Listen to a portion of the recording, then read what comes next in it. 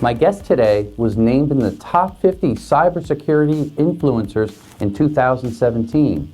Tricia Howard's passion about cybersecurity shines through her artistic flair to client and the security world in general.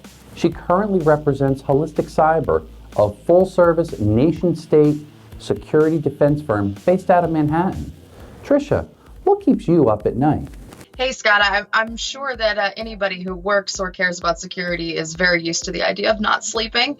But I would say that the top two things that are kind of top of mind for me is DeepFakes, are number one. The technology is super cool. I am a technophile, if you will, but the implications on the security world are actually very terrifying, and not just at a personal level, but at a nation, a nation or global scale as well. We've already seen it happen, and it's very easy to access this type of technology with I can't remember the name of the app that came out, but it's very easy to do. And not being able to mimic someone's likeness and their voice, I mean, we're talking some very serious implications. As we know, it's very easy to spread misinformation with social media being as awesome as it is. It definitely has some negative connotation there, or implications rather.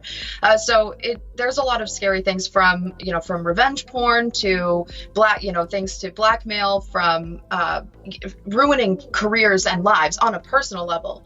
And then you take that up to a national and global scale, world leaders saying things that they didn't say. And as we've seen, even after things are debunked, it can still be spread. It can still be passed around. And without either doing your own research or having someone say, hey, no, this was debunked, how are you going to know that it wasn't real? And once the seed is planted in the internet, it doesn't go away anyway.